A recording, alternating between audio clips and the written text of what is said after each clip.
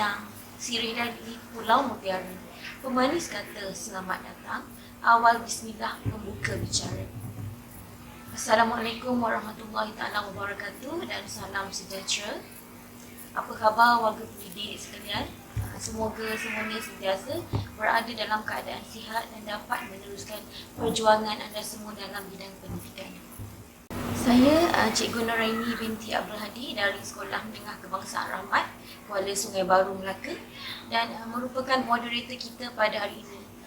Saya akan membawa perkongsian yang bagi saya kira sangat bermakna dan dapat memberi manfaat kepada semua warga pendidik, guru-guru akademik di luar sana amnya dan khususnya untuk guru-guru sains. Perkongsian kali ini sebenarnya adalah tentang pengalaman penilaian guru-guru yang memohon jawatan guru cemerlang, terutamanya semasa sesi penilaian oleh pihak jemaah Nazir. Dan perkongsian hari ini sebenarnya adalah salah satu usaha dan inisiatif yang telah dilaksanakan oleh bahagian Fashionisma Guru Kementerian Pendidikan Malaysia bagi menjayakan hasrat untuk melestarikan guru cemerlang, terutamanya dalam pertambahan bilangan guru cemerlang yang baharu, dan dalam masa yang sama kita nak memastikan guru cemerlang yang sedia ada kekal berada dalam laluan kecemerlangan masing-masing. Okay, biasanya cikgu-cikgu bila kita memperkatakan tentang jawatan guru cemerlang, dia menimbulkan satu stigma yang sangat mendalam dalam diri para guru, kerana mungkin kita semua yang berada di luar sana tidak biasa didedahkan dengan pengetahuan, kita tak tahu saluran yang betul untuk memohon dan mungkin terdapat kekangan-kekangan yang ada dalam diri kita sendiri sebagai guru akademik. Jadi di sini sebenarnya dengan perkongsian ini kita dapat membantu para guru yang berada di luar sana untuk memohon jawatan guru cemerlang. Seterusnya kita dapat mengekalkan proses pengajaran dan pembelajaran yang ada di sekolah tanpa meninggalkan semua itu walaupun kita telah menjawat jawatan sebagai seorang guru cemerlang. Okay, kita telah berbicara mengenai kecemerlangan. Tapi sebenarnya apakah yang dimaksudkan dengan kecemerlangan itu? Jadi sebenarnya bila kita menjawat jawatan guru cemerlang, kecemerlangan ini dinilai dari aspek seseorang guru cemerlang itu boleh menjadi pakar rujuk kepada rakan-rakan guru yang lain, dan dalam masa yang sama mereka dapat membantu untuk kecemerlangan sekolah serta membantu dalam kemenjadian murid secara khususnya. Dan biasanya guru cemerlang ni mereka akan lebih bermotivasi dan bersemangat serta lebih berdedikasi dalam menjalankan tugas hakiki mereka. Kita sudah mengetahui apakah yang dimaksudkan dengan guru cemerlang. Jadi sebenarnya ada 6 asas seseorang itu yang boleh dikatakan sebagai guru cemerlang. Yang pertama adalah kecemerlangan peribadi bagi guru tersebut. Asas yang kedua adalah kecemerlangan dari segi pengetahuan dan kemahiran beliau. Yang ketiga, kecemerlangan dari segi hasil kerja, kecemerlangan dari segi komunikasi, potensi serta akhir sekali kecemerlangan beliau dalam menyumbang kepada kemajuan pendidikan negara kita. Rakan-rakan guru cemerlang dan guru di luar sana, mengapa kita digalakkan untuk memohon jawatan guru cemerlang? Yang pertama sebenarnya adalah bila kita memohon jawatan guru cemerlang, dia merupakan satu laluan pantas ataupun fast track yang berbeza dengan time base berasaskan kecemerlangan. Sebagai contoh, katakanlah saya telah dilantik untuk menjawat jawatan guru pada grade digit 44 mungkin pada tahun 2008. Bila saya telah menjadi seorang guru cemerlang, saya mendapat keistimewaan untuk naik pangkat lebih awal berbanding dengan rakan-rakan guru yang lain. Apabila kita menjawat jawatan guru cemerlang juga, sebenarnya dia merupakan satu kebanggaan kepada guru tersebut. Mungkin dari segi status lah, kerana jawatan guru cemerlang ni sememangnya adalah lebih istimewa dan lain daripada guru biasa yang lain. Dan yang ketiga, guru cemerlang ni sebenarnya boleh menjadi suri teladan ataupun role model kepada guru yang lain. Kerana kita mungkin akan dapat menjadi sumber rujukan baik daripada pihak sekolah ataupun rakan-rakan guru di luar sana yang mengharapkan ilmu yang kita ada, yang mana kita boleh berkongsi bersama-sama dengan mereka. Baiklah, pada hari ini kita sangat bertuah kerana bersama-sama dengan kita pada hari ini adalah salah seorang ahli panel guru cemerlang bagi mata pelajaran sains yang saya kira masih muda dan sangat komited dengan profession beliau. Jadi, saya dengan segala hormatnya dan berbesar hati memperkenalkan Puan Italiana binti Khalid, seorang guru cemerlang sains yang akan berkongsi pengalaman beliau sebagai seorang guru cemerlang, dan kita sebenarnya merasa sangat bertuah dan bersyukur kerana Cikgu Italiana sudi bersama-sama dengan kita pada hari ini. Assalamualaikum. Terima kasih Cikgu Raini. Saya Cikgu Italiana Khalid daripada SK Kementah, dan saya telah berkhidmat selama 18 tahun dan saya adalah seorang guru cemerlang sains. Saya telah menjadi guru cemerlang pada tahun 2019 hingga sekarang.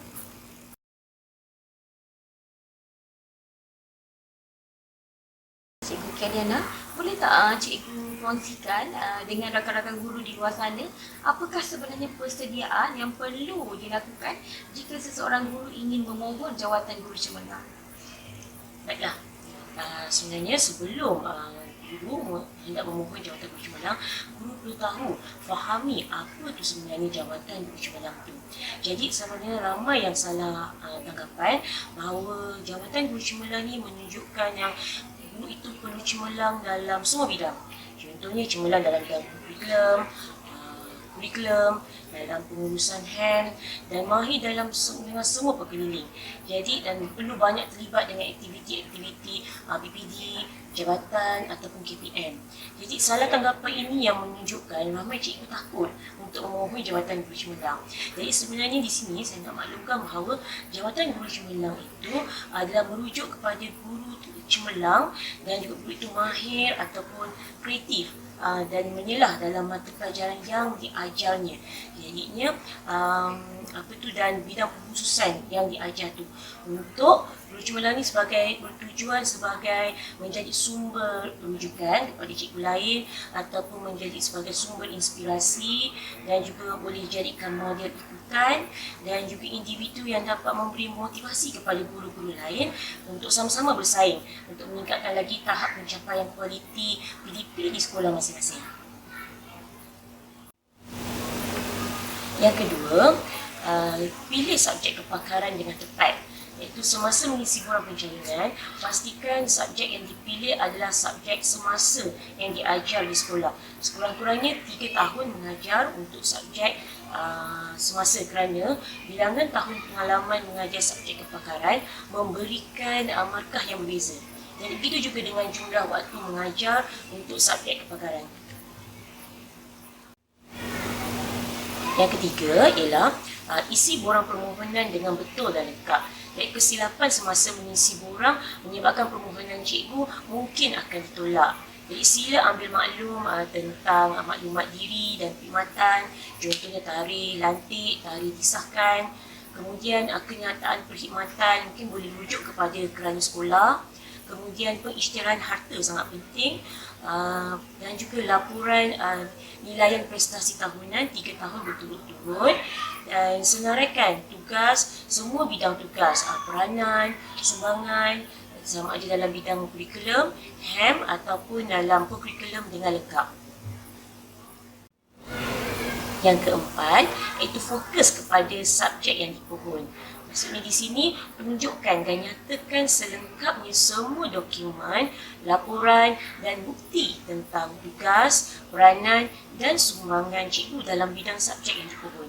Contohnya jika terlibat dengan ceramah dalam dan luar sekolah ataupun terlibat dengan kelas tambahan, ketua panitia, menjadi guru penasihat kelab ataupun persatuan ataupun menjadi guru pembimbing pada pertandingan-pertandingan yang melibatkan murid.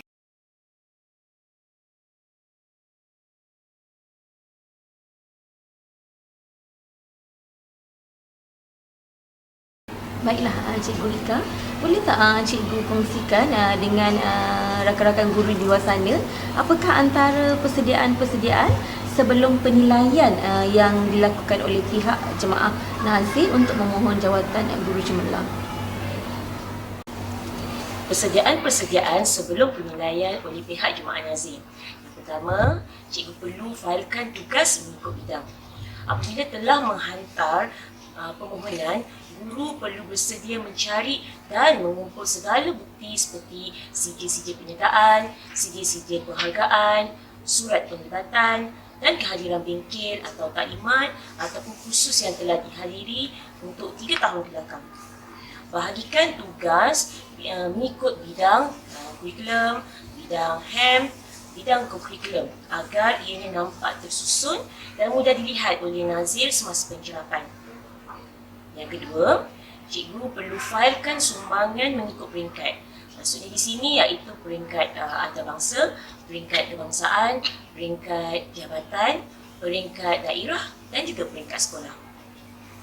Yang ketiga, mengemaskini data dan rekod terkini dalam Hermes dan juga SPL KPM. Jadi pastikan data cikgu adalah yang terkini.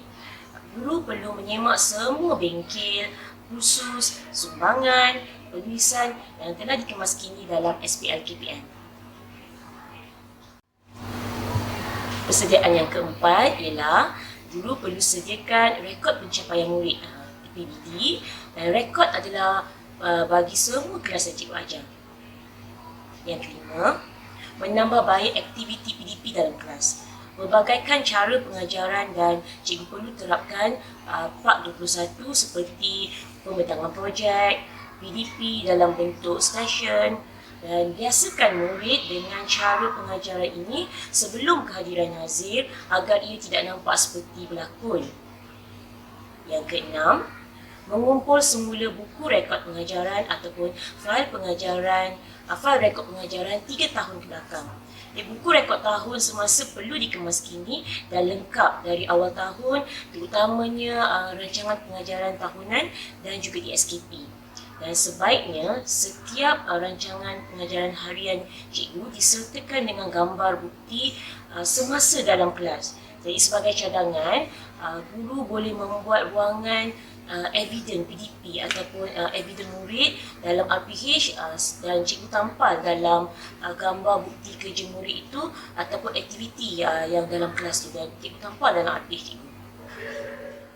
Persediaan yang ketujuh ialah menyiapkan dokumen pencalonan guru cemerlang mengikut format yang diberi dalam surat iklan guru cemerlang. Jadi buat senarai sema agar tiada yang tertinggal. Yang ke-8, menyediakan slide pembentangan tidak melebihi 10 slide dan anggaran durasi sesi pembentangan antara 15 hingga 20 minit. Termasuk sesi soal jawab. Jadi guru perlu membuat sedikit pembacaan tentang sistem pendidikan Malaysia yang terkini sebagai persediaan untuk sesi soal jawab nanti. Dan persediaan yang terakhir ialah jaga hubungan dengan pentadbir, dengan rakan sekerja, tukang kebun, pekerja pembersihan dan juga pekerja kantin kerana pihak Nazir akan bertanya kepada mereka tentang cikgu.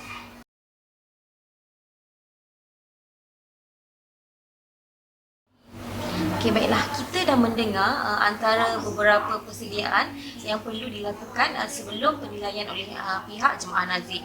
Okey, soalan saya yang seterusnya adalah boleh tak Cikgu Ika kongsikan dengan kita semua apakah kriteria yang perlu diberi perhatian semasa penilaian tersebut?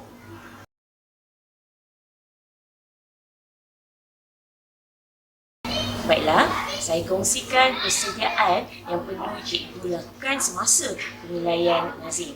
Yang pertama, cikgu perlu tentukan tempat yang sesuai untuk para Nazir membuat semakan dan juga pencerapan fail. Contohnya, cari seperti perpustakaan ataupun bilik IDG. Yang kedua, susun semua fail, fail pribadi, fail tugasan, fail sumbangan, fail panitia yang berkaitan dengan kemas dan teratur di atas meja. Dan jangan lupa, labelkan setiap fail. Yang ketiga, susun semua bahan inovasi ataupun piala kemenangan dengan kemas. Yang keempat, sediakan makanan dan minuman untuk nazir, sarapan pagi dan juga makan tengah hari. Ini adalah lebih kepada menghormati tetamu. Kerana perlu diingat, para nazir akan berada lama di sekolah dari pagi hingga ke petang. Seterusnya, tentukan tempat untuk pencerapan PDP. Minta murid yang kelas yang terpilih untuk masuk lebih awal sebelum dicerap oleh para nazir. Kemudian, latih murid mengucapkan salam kepada nazir apabila mereka masuk ke dalam kelas. Dan kemudian, jalankan aktiviti PDP seperti biasa agar murid tidak kikuk kerana ada tetamu. Dan kemudian, tunjukkan hasil kerja murid kepada nazir. Pastikan semua buku murid telah bertanda. Dan yang terakhir, cikgu perlu tunjukkan kelebihan diri atau sumbangan yang cikgu beri kepada sekolah. Contohnya, cikgu boleh membawa nazir melawat di Taman Herba yang mungkin diusahakan oleh cikgu. Jangan malu, cikgu.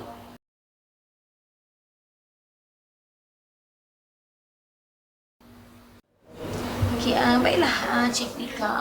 Saya difahamkan salah satu aspek yang akan dinilai oleh pihak jemaah nazir adalah dari segi dokumentasi.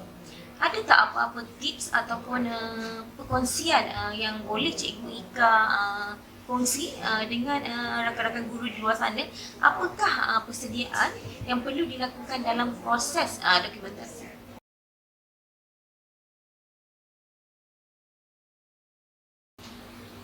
Baiklah, untuk dokumentasi, cikgu perlu susun segala sijil ataupun surat pelantikan dan sebarang surat menyurat bermula dengan tahun yang terkini dan juga 2 tahun ke belakang. Kemudian disarankan menggunakan fail yang sama jenis ataupun bentuk yang sama jenis, jadi dia nampak sama saja. Kemudian paling penting perlu labelkan setiap fail itu.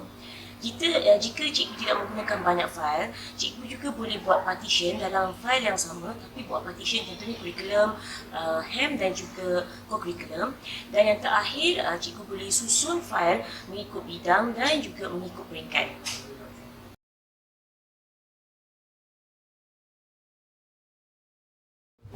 Okey, kalau kita dengar ya daripada penjelasan Cikgu Ika, sebenarnya proses untuk memohon guru cemerlang ni tak adalah sesukar, segerun lah bagi saya, segerun yang digembar-gemburkan. Mungkin cuma bagi pihak kita ni sebagai guru, kita perlu ada target, kita perlu ada matlamat yang jelas dan kita kena jadikan benda tu tidak rasa complicated seperti yang digembar-gemburkan. Yang penting kita kena sistematik. Betul tak? Betul. Okey.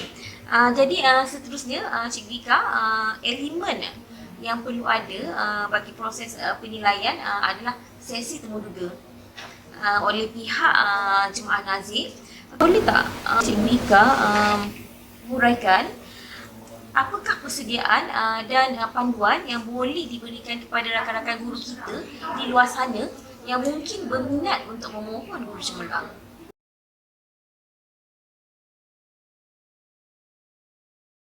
Baiklah, untuk tips temuduga, iaitu semasa sesi temuduga, jadi cikgu perlu bercakap dengan tenang, jangan terlalu laju, jangan tunjukkan sangat yang cikgu itu sangat gemuruh, dan paling penting cikgu perlu fahami soalan yang ditanya.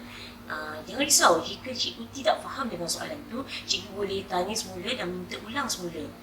Kemudian yang kedua, semasa cikgu bercakap ataupun menjawab soalan, cikgu perlu pandang mata nazir itu. Dan yang ketiga, cikgu perlu buat sedikit pembacaan tentang isu-isu ataupun maklumat terkini berkaitan dengan Kementerian Pendidikan Malaysia. Jadi, cikgu perlu cakna terutamanya dengan nama Menteri Pendidikan, nama Ketua Pengarah Pendidikan Malaysia dan juga bahagian-bahagian penting dalam KPM.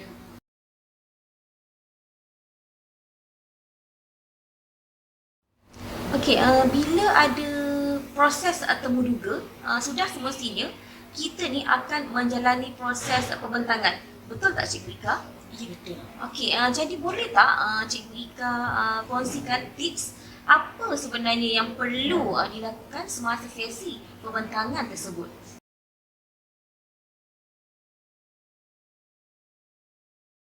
Ya, betul Cikgu Nuraini.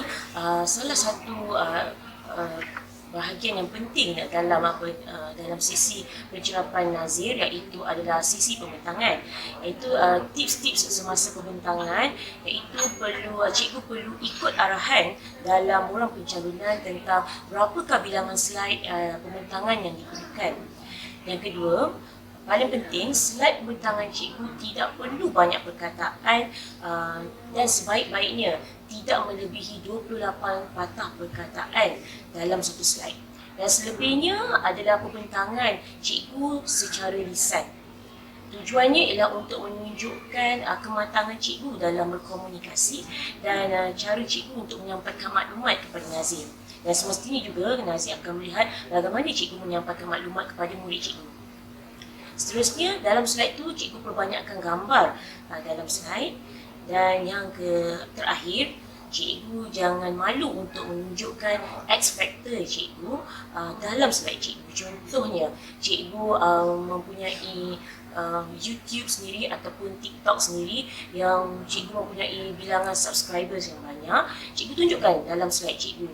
Contohnya, cikgu boleh tayangkan perkongsian tentang YouTube kepada nazir ataupun TikTok yang menunjukkan cikgu berkongsi dalam media sosial tentang subjek kepakaran cikgu.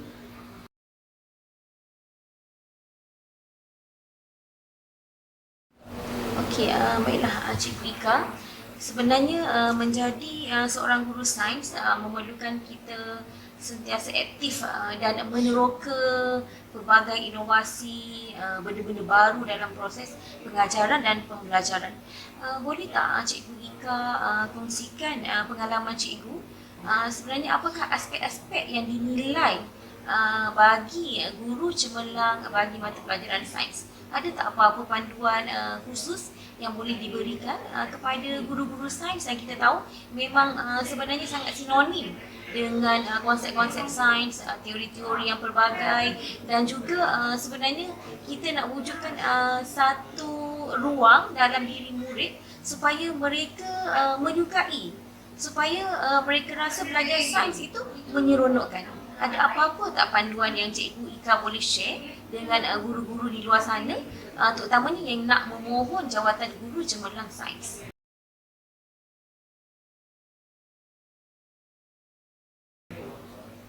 Baiklah, saya akan kongsikan sedikit tips bagi guru di luar sana yang ingin memohon guru cemerlang khas untuk subjek sains. Jadi, bagi memohon jawatan guru cemerlang ni, aspek paling utama dan untuk mendapat markah yang banyak adalah dalam sesi PDP. Jadi, bagi subjek sains terutamanya sekolah rendah, jadi penekanan kepada cara guru mengajar. Jadi, cikgu perlu lebihkan aktiviti hands-on dan tidak semestinya cikgu perlu sentiasa buat eksperimen yang memerlukan murid membuat laporan. Jadi, cikgu perlu latih murid untuk membuat pemerhatian. Cikgu boleh bawa murid mengelilingi sekolah semasa sesi PDP. Cikgu boleh mengajar murid diwan, di tepi padang, di taman sains atau di bilik sains, perpustakaan, bilik multimedia. Jadi, bukan hanya dalam kelas semata. Jadi, mengapa kita guru perlu buat begini? Jadi, kerana nanti nazir juga akan bertanya kepada murid tentang cara guru mengajar. Jadi, adakah murid itu seronok mengajar dengan cikgu dan sebagainya. Tips yang kedua ialah semasa penilaian, cikgu perlu pilih tajuk PDP yang menarik. Contohnya, pengalaman saya menggunakan aktiviti yang memerlukan aktiviti station. Jadi, bila aktiviti station, semua murid akan terlibat dan pembelajaran itu sangat menyeronokkan. Dan para nazir juga bersama-sama dengan murid pergi ke stesen-stesen dan ini nampak sangat meriah dalam kelas saya. Kemudian, banyakkan pembelajaran yang berasaskan projek, pembelajaran berasaskan inquiry dan pembelajaran yang berasaskan masalah. cikgu perlu simpan semua hasil projek murid dan sebahagiannya boleh ditayangkan di bilik sains. Dan ini boleh dijadikan sebagai bukti dan cikgu boleh tunjukkan kepada Nazir nanti. Dan kemudian cikgu perlu latih murid cikgu untuk berani bersuara. Jadi bagaimana nak latih mereka? Cikgu kena biasakan dengan membuat pembentangan dan juga membuat aktiviti berkumpulan atau membuat aktiviti yang bertanya soalan kepada rakan pembentang agar murid ni tidak gugup nanti bila dilawati Nazir. Dan tips yang terakhir, pastikan semua buku murid ditanda. Dan cikgu jangan lupalah berikan kata-kata semangat sebab di sekolah rendah kan, beri kata-kata semangat dalam buku yang cikgu tanda itu.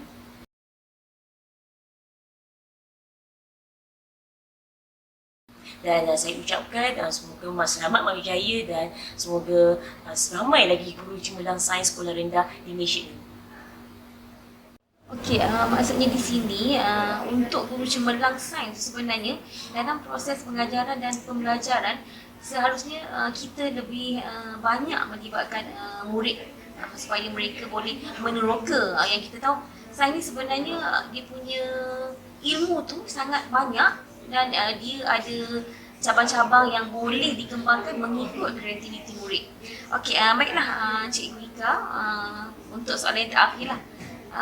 Secara peribadi, apakah nasihat yang Cikgu Ika rasa boleh diberikan dan dikongsi dengan rakan-rakan guru di luar sana yang mungkin sebenarnya memang ada potensi untuk memohon guru cemerlang, tapi mungkin mereka masih lagi ragu-ragu, masih lagi takut-takut. Okey, apa nasihat secara peribadi yang Cikgu Ika boleh sampaikan untuk mereka? Baiklah, nasihat saya kepada guru-guru sains di luar sana, terutamanya guru sains sekolah rendah, cikgu jangan takut untuk mohon guru cemerlang ini kerana sesungguhnya bilangan guru cemerlang sains di sekolah rendah adalah sangat sedikit dan potensi untuk cikgu mendapatnya adalah sangat besar. Dan cikgu perlu yakin dengan apa yang cikgu lakukan di sekolah, dan paling pentinglah cikgu perlu apa sahaja yang cikgu lakukan di dalam kelas perlu ada bukti. Jadi cikgu jangan risau untuk mengambil gambar ataupun mengambil video untuk simpanan cikgu, dan mungkin dia akan berguna nanti semasa pencerapan Nazir. Saya ucapkan kepada guru-guru sains di luar sana agar berani mencuba, ambil peluang dan banyakkan bertanya dengan cikgu-cikgu berpengalaman agar cikgu tidak tersesat jalan. Saya ucapkan selamat maju jaya. Baiklah rakan-rakan guru yang budiman, kalau tak dipecahkan duyung, manakan dapat selalunya. Alhamdulillah hari ini kita dapat berkongsi maklumat dan pengetahuan yang saya rasa sangat bermanfaat dan sangat berguna kepada kita rakan-rakan guru di luar sana yang mungkin teringin dan rasanya diberi peluang untuk memohon jawatan guru cemerlang. Okey, melalui sesi perkongsian ini kita harapkan supaya guru-guru yang berminat dan bercita-cita untuk memohon guru cemerlang mendapat ilmu dan pengetahuan yang baharu. Dan seterusnya kita kena keluarkanlah diri kita daripada persepsi, daripada stigma yang mana kita rasa jawatan guru cemerlang sebenarnya sangat susah untuk dimohon. Okey, terima kasih saya ucapkan kepada ahli panel guru cemerlang kita, iaitu Cikgu Ika Liana binti Khalid atas kesudian beliau untuk berkongsi pengalaman dan juga ilmu yang sangat berguna untuk kami semua. Dan jutaan terima kasih juga saya ucapkan kepada bahagian Profesionalisme Guru dan Kementerian Pendidikan Malaysia serta pihak-pihak yang telah terlibat secara langsung dan tidak langsung dalam penghasilan video perkongsian ini. Okay, mudah-mudahan apa yang kita bincangkan tadi memberikan manfaat dan seterusnya dapat melahirkan warga pendidik yang berpotensi, berkebolehan, berkarisma dan seterusnya dapat memertabatkan lagi dunia pendidikan di Malaysia. Sekian saya sudahi dengan wabillahi taufiq wal hidayah. Wassalamualaikum warahmatullahi taala wabarakatuh. Terima kasih.